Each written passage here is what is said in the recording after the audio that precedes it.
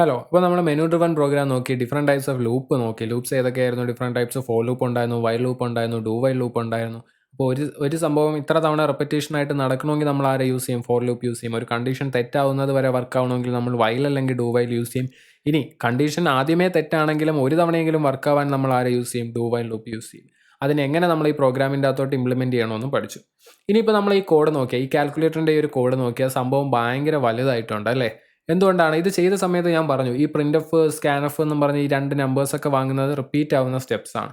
ഇതിനെ ഞാൻ എന്ത് ചെയ്യാമെന്ന് പറഞ്ഞു?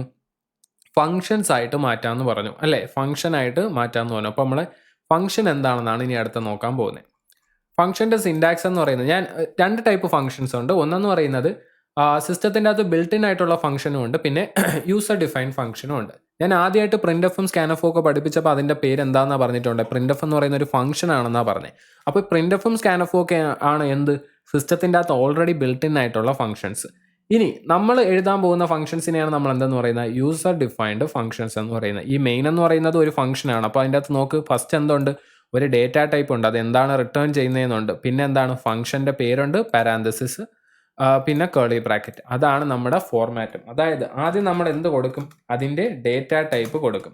എന്നിട്ട് കൊടുക്കുന്നതാണ് എന്തോന്ന്? ഫംഗ്ഷൻ്റെ നെയിം കൊടുക്കും. എന്നിട്ട് എന്ത് കൊടുക്കും? പാരാന്തസിസ് കൊടുക്കും. എന്നിട്ട് അതിൻ്റെ അകത്ത് നമ്മൾ എന്ത് കൊടുക്കും? ഫംഗ്ഷൻ്റെ ബോഡിയും റിട്ടേൺ ചെയ്യുന്ന വാല്യൂവും കൊടുക്കും. ഓക്കെ, ക്ലിയർ ആണോ? ഇങ്ങനെയാണ് നമ്മൾ ഫംഗ്ഷൻ എഴുതുന്നത്. അതിൻ്റെ ഫസ്റ്റ് നമ്മൾ എന്താ കൊടുക്കുന്നത്? അതിൻ്റെ ഡേറ്റ ടൈപ്പ് കൊടുക്കും. പിന്നെ കൊടുക്കുന്നതെന്ന് പറയുന്നത് അതിൻ്റെ ഫംഗ്ഷൻ്റെ പേരെന്താണെന്നുള്ളത് കൊടുക്കും. എന്നിട്ട് ഒരു പാരാന്തസിസ് കൊടുക്കും. പാരാന്തസിസ് കഴിഞ്ഞതിന് ശേഷം കേളി ബ്രാക്കറ്റ്. കേളി ബ്രാക്കറ്റിൻ്റെ അകത്തായിരിക്കും ആ ഫംഗ്ഷൻ എങ്ങനെ വർക്ക് ആവണമെന്നുള്ളത് നമ്മൾ എഴുതാനുള്ളത്. അപ്പോൾ ഞാൻ എന്ത് ചെയ്യാൻ പോവുകയാണ്? ചുമ്മാ ഹലോ വേൾഡ് എന്ന് പ്രിൻറ്റ് ചെയ്യാൻ വേണ്ടിയിട്ടുള്ള ഒരു ഫംഗ്ഷന് എഴുതാൻ പോവുകയാണ്. അപ്പോൾ ആ ഫംഗ്ഷൻ ഒന്നും റിട്ടേൺ ചെയ്യുന്നില്ല. അതുകൊണ്ട് ഞാൻ എന്ത് ചെയ്തു? വോയിഡ് എന്ന് എഴുതി. ഞാൻ എന്ത് ചെയ്യുന്നു? ഞാൻ പറഞ്ഞതേ ഉള്ളൂ, അതേപോലെ എനിക്ക് ഫംഗ്ഷൻ കിട്ടി. അപ്പോൾ എൻ്റെ ഫംഗ്ഷൻ്റെ പേര് ഞാൻ കൊടുക്കുന്നത് മീനിങ് ഫുൾ ആയിട്ട് കൊടുക്കുക, പിന്നീട് എനിക്ക് വിളിക്കേണ്ടതല്ലേ. അപ്പോൾ ഞാൻ എന്ത് ചെയ്തു? ഹലോ വേൾഡ് എന്ന് പറയുന്ന ആളിനെ പ്രിൻറ്റ് ചെയ്യാൻ വേണ്ടിയിട്ടുള്ള ഫംഗ്ഷൻ ആണെന്ന് കാണിക്കാൻ വേണ്ടി പ്രിൻറ്റ് ഹലോ വേൾഡ് എന്ന് എഴുതി. ഇപ്പോൾ ഇതിൻ്റെ കേസിംഗ് ഉണ്ടോ? ഫസ്റ്റ് ലെറ്റർ എന്ന് പറയുന്ന സ്മോൾ ലെറ്ററും പിന്നെ വരുന്ന ഓരോ വാക്കിൻ്റെ ലെറ്ററും എന്താണ്? ക്യാപിറ്റൽ ലെറ്ററും ആണ്. ഓക്കെ, ഇത് ക്യാമൽ കേസിംഗ് ആണെന്നാണ് എൻ്റെ ഒരു വിശ്വാസം. എന്ത് ചെയ്തു? പാരാന്തസിസ് കൊടുത്തു, എന്നിട്ട് കേളി ബ്രാക്കറ്റ് കൊടുത്തു. ഇതിൻ്റെ അകത്താണ് ഞാൻ എന്ത് എഴുതിയത്? പ്രിൻ്റ് എഫ് ഹലോ വേൾഡ് എന്ന് എഴുതി. അപ്പോൾ ഞാൻ എന്ത് എഴുതിയിട്ടുണ്ട്? എൻ്റെ ഫംഗ്ഷനെ ഡിഫൈൻ ചെയ്തിട്ടുണ്ട്. ഫംഗ്ഷനെ ഞാൻ ഡിക്ലെയർ ചെയ്തിട്ടുണ്ട്. എങ്ങനെയാണ് എൻ്റെ ഫംഗ്ഷൻ വർക്ക് ആവേണ്ടത്. അപ്പോൾ എന്താണ്? പ്രിൻ്റ് ഹലോ വേൾഡ് എന്ന് പറയുന്ന ഫംഗ്ഷനെ ഞാൻ കോൾ ചെയ്താൽ എന്ത് വർക്കാവും? ഹലോ വേൾഡ് എന്ന് പറയുന്നത് വർക്കാവും. അപ്പോൾ ഞാൻ ഇതിൻ്റെ കോഡിൻ്റെ അകത്ത് പല ലൊക്കേഷനിലായിട്ട് ഞാൻ ഇതിനെ എഴുതാൻ പോവുകയാണ്. ഇവിടെ ഞാൻ എഴുതുകയാണ്. എന്തായിരുന്നു എൻ്റെ ഫംഗ്ഷൻ്റെ പേര്? Print hello world. ഇവിടെ എഴുതി. ഇതിനെ കോൾ ചെയ്യുന്നത് എങ്ങനെയാണ്? അതിൻ്റെ പേരെഴുതുക, രണ്ട് പാരാന്തസിസ് കൊടുക്കുക, സെമി കോളൻ കൊടുക്കുക. ഓക്കെ, ഇങ്ങനെയാണ് ആ ഫംഗ്ഷൻ എഴുതുന്നത്. അങ്ങനെ ഞാൻ എത്ര തവണ എഴുതി? ഇവിടെ ഒരു 3 തവണ എഴുതി. പിന്നെ ഇൻ ബിറ്റ്വീൻ എവിടെയെങ്കിലും ഇവിടെ എഴുതി, ഇവിടെ എഴുതി. അതായത് കോഡിൻ്റെ പലയിടത്ത് ഞാൻ എന്ത് ചെയ്യുന്നു? ഒരേ ആളിനെ റിപ്പീറ്റ് ചെയ്ത് യൂസ് ചെയ്തുകൊണ്ടിരിക്കുകയാണ്. ഇവരെ എത്രയും കമൻറ്റ് ചെയ്യാം, നമുക്കിപ്പോൾ തൽക്കാലം ആവശ്യമില്ല. റിട്ടേൺ 0ക്ക് മുമ്പ് ഫംഗ്ഷൻ. അതായത് ഞാൻ അവിടെ ഞാൻ എന്ത് ചെയ്തു? പ്രിന്റ് ഹലോ വേൾഡ് എന്ന് പറയുന്ന സാധനത്തിനെ കോൾ ചെയ്തു. അപ്പോൾ കോൾ ചെയ്യുമ്പോൾ എന്താ സംഭവിക്കുന്നത്? നേരെ ഈ കോള്, അതായത് ഞാനിപ്പോൾ ഏത് ലൈനിൽ നിൽക്കുക? 23rd ലൈനിൽ നിൽക്കുക. അപ്പോൾ കോഡ് എക്സിക്യൂട്ട് ഈ ലൈനിലെത്തി. ഈ ലൈനിലെത്തിയപ്പോൾ എന്തോ പറഞ്ഞേക്കുന്നത്? ഹലോ വേൾഡ് എന്ന് പറയുന്ന ഒരു ഫംഗ്ഷനെ വിളിക്കാൻ പറയും. അപ്പോൾ അത് എവിടെ പോയി നോക്കും? ഈ കോഡിൻ്റെ അകത്ത് വേറെ എവിടെയെങ്കിലും ഹലോ വേൾഡ് എന്ന് പറയുന്ന ഫംഗ്ഷൻ ഡിഫൈൻഡ് ആണോ എന്ന് നോക്കും.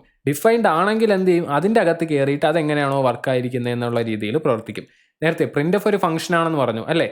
പ്രിൻ്റ് എഫ് എന്ന് പറയുന്ന ഫംഗ്ഷൻ എന്താ? നമ്മളിങ്ങനെയല്ലേ എഴുതുന്നത്? Print F parenthesis. നോക്ക്, ആ പ്രിൻ്റ് എഫ് എന്ന് പറയുന്ന പേര് വെച്ചിട്ട് അതിനെ വിളിക്കുന്നു, പാരാന്തസിസ് കൊടുക്കുന്നു, സെമി കോളൻ കൊടുക്കുന്നു. അപ്പോൾ അത് വിളിക്കുമ്പോൾ എന്താ ചെയ്യുന്നത്? ഇതിന് എങ്ങനെയും ഇതുപോലെ ഡിഫൈൻ എവിടെയെങ്കിലും ചെയ്തിട്ടുണ്ടോ നോക്കും. പക്ഷെ നമ്മളിവിടെ ഡിഫൈൻ ചെയ്തിട്ടുണ്ടോ പ്രിൻ്റ് എഫ് എങ്ങനെയാണ് വർക്ക് ആവേണ്ടതെന്ന്? ഇല്ല. അത് പക്ഷേ എവിടെ ഡിഫൈൻ ചെയ്തിട്ടുണ്ട്? stdio.h എന്ന് പറയുന്ന ഫയലിൻ്റെ അകത്തുണ്ട്. അതുകൊണ്ടാണ് നമ്മൾ stdio.hനെ ഇൻക്ലൂഡ് ചെയ്യുന്നത്. കാരണം പ്രിൻ്റ് എഫ് എന്ന് പറയുന്ന ഒരു പേര് കാണുമ്പോഴത്തേക്ക് അത് എവിടെ പോയി നോക്കും? stdio.hൻ്റെ അകത്തോട്ട് പോയി നോക്കും. അപ്പോൾ അവിടെ എന്ത് പറഞ്ഞിട്ടുണ്ട്? പ്രിൻ്റ് എഫ് എങ്ങനെ വർക്ക് ആവണമെന്നുള്ളത് പറഞ്ഞിട്ടുണ്ട്. അതായത് ഇതുപോലെ ഫംഗ്ഷനെ ഡിഫൈൻ ചെയ്ത് വെച്ചിട്ടുണ്ട്. ഓക്കെ, അപ്പോൾ ഈ പ്രോഗ്രാം ഞാൻ റൺ ചെയ്താൽ എനിക്ക് എന്ത് കിട്ടും? ചുമ്മാ ഹലോ വേൾഡ് എന്ന് അവിടെ പ്രിൻ്റ് ആയിട്ട് കിട്ടും. എല്ലാം കൂടി ഒറ്റ ലൈനിലേക്ക് ന്യൂ ലൈൻ കൊടുത്തിട്ടുണ്ട്. ഹലോ വേൾഡ് എന്ന് ഇത് ഇത്രയും തവണ ഞാൻ ഫംഗ്ഷനെ വിളിച്ചിട്ടുണ്ട്. അത്രയും തവണ എനിക്ക് എന്ത് കിട്ടും? ഹലോ വേൾഡ് എന്നുള്ള ഔട്ട്പുട്ട് കിട്ടും. ക്ലിയർ ആണോ? ഇനി പ്രിൻ്റ് എഫ് കൊടുത്തപ്പോഴത്തേക്ക് കണ്ടോ? പ്രിൻ്റ് എഫിൻ്റെ അകത്ത് നമ്മൾ എന്ത് കൊടുത്തിട്ടുണ്ട്? ഡബിൾ കോഡ്സ് കൊടുത്ത് അകത്തോട്ടൊരു വാല്യൂ കൊടുത്തിട്ടുണ്ട്. ഇതിനെയാണ് നമ്മൾ ആർഗ്യുമെൻറ്റ്സ് എന്ന് പറയുന്നത്. അപ്പോൾ എനിക്കിനി 2 നമ്പർ ആഡ് ചെയ്യാനായിട്ടുള്ള ഒരു ഫംഗ്ഷനാണ് ആവശ്യം. അപ്പോൾ എനിക്ക് എന്തൊക്കെ വേണം? Void add. ഞാൻ ഒന്നും റിട്ടേൺ ചെയ്യുന്നില്ല, ഡയറക്റ്റ് ഇവിടെ തന്നെ പ്രിന്റ് ചെയ്യാൻ പോവുകയാണ്. ഞാൻ എന്ത് കൊടുക്കും? 2 നമ്പേഴ്സ് വേണം. 2 നമ്പേഴ്സിനായിട്ട് ഇൻറ്റ് എ കോമ ഇൻറ്റ് ബി എന്നും പറഞ്ഞെടുത്തു അല്ലേ. എന്നിട്ട് എന്ത് ചെയ്തു? സമ്മ് ചെയ്തു. സമ്മ് ചെയ്തിട്ട് അവിടെ തന്നെ പ്രിന്റ് ചെയ്തു. അപ്പോൾ ഈ ഫംഗ്ഷൻ ഞാൻ ഡിഫൈൻ ചെയ്തപ്പോഴത്തേക്ക് ഇതിൻ്റെ അകത്ത് ഈ ബ്രാക്കറ്റ്, നേരത്തെ ബ്രാക്കറ്റ് എം ടി ആയിരുന്നു, അവിടെ ഞാൻ ഒന്നും കൊടുത്തിട്ടില്ല. അവിടെ ഞാൻ പാരാമീറ്റേഴ്സ് ഒന്നും അവിടെ നമ്മൾ ഫംഗ്ഷൻ ഡിഫൈൻ ചെയ്യുന്ന സ്ഥലത്ത് എഴുതുന്നതിൻ്റെ പേര് പാരാമീറ്റേഴ്സ് എന്നാണ്.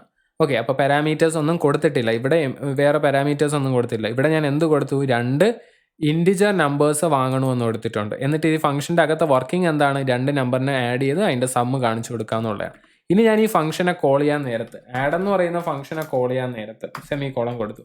എനിക്കൊരു എറർ വന്നു. എന്താണ് error? Too few arguments in function call. Arguments ഒന്നും പ്രൊവൈഡ് ചെയ്തിട്ടില്ല. അതായത് ഞാൻ എന്ത് പ്രൊവൈഡ് ചെയ്തിട്ടില്ല? 2 ഇൻറ്റിജർ നമ്പർ പ്രൊവൈഡ് ചെയ്യണം. 1, 2 എന്നും പറഞ്ഞ് ഞാൻ 2 നമ്പർ പ്രൊവൈഡ് ചെയ്തപ്പോൾ എന്ത് പറ്റി? ആ എറർ പോയി. ഇനി ഞാൻ കോഡ് റൺ ചെയ്യുമ്പോഴത്തേക്ക് ഇതെന്താ സംഭവിക്കുന്നത്? ഈ 1 എവിടെ സ്റ്റോർ ആവും? എയുടെ അകത്ത് സ്റ്റോർ ആവും. ഈ 2 എവിടെ സ്റ്റോർ ആവും? ബിയുടെ അകത്ത് സ്റ്റോർ ആവും. എന്നിട്ട് എ പ്ലസ് ബി ചെയ്ത് സം എനിക്ക് ഇവിടെ പ്രൊവൈഡ് ചെയ്ത് തരും. ഇത് വോയിഡ് കൊടുത്തേക്കുന്ന ഒന്നും റിട്ടേൺ ചെയ്യാത്തത് കൊണ്ടാണ്. അപ്പോൾ നമുക്ക് സം ഓഫ് 1 and 2 is 3 എന്നും പറഞ്ഞ് കിട്ടി. ഞാൻ അത് അല്ലാതെ എന്തെങ്കിലും എഴുതിയിട്ടുണ്ടോ? ഇല്ല. മെയിൻ ഫംഗ്ഷൻ്റെ അകത്ത് ജസ്റ്റ് എന്തേ എഴുതിയിട്ടുള്ളൂ? ആഡ് 1, 2 എന്നേ കൊടുത്തിട്ടുള്ളൂ. അതപ്പോൾ എന്ത് ചെയ്തു? ആഡ് എന്ന് പറയുന്ന ഫംഗ്ഷൻ്റെ അകത്തോട്ട് പോയി വാല്യൂ എയുടെ അകത്തും ബിൻ്റെ അകത്തും സ്റ്റോർ ചെയ്തു. എന്നിട്ട് ആഡ് ചെയ്ത് ഔട്ട്പുട്ടാണ് എനിക്ക് തന്നേക്കുന്നത്, ആ ഔട്ട്പുട്ട്.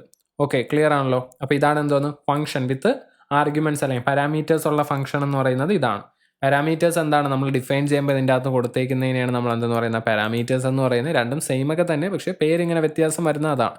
നമ്മൾ ഇവിടെ പ്രൊവൈഡ് ചെയ്യുന്നതിനെയാണ് നമ്മൾ ഫംഗ്ഷനെ കോൾ ചെയ്യുന്ന സമയത്ത് പ്രൊവൈഡ് ചെയ്യുന്ന വാല്യൂസ് ആണ് എന്താണെന്ന്? ആർഗ്യുമെന്റ്സ് എന്ന് പറയുന്നത്. ക്ലിയർ ആണല്ലോ ഇത്ര സാധനം? അപ്പോൾ ഫംഗ്ഷൻ നോർമലി ഫംഗ്ഷൻ എന്തിനാണ് എഴുതുന്നത്? ഒരു ബ്ലോക്ക് ഓഫ് കോഡ് നമുക്ക് റെപ്പറ്റീഷൻ ആയിട്ട് ചെയ്യുന്നുണ്ടെങ്കിൽ നമുക്ക് അതിന് എന്ത് ചെയ്യാം? ഒരു ഫംഗ്ഷൻ്റെ അകത്തോട്ട് കൊടുക്കാം.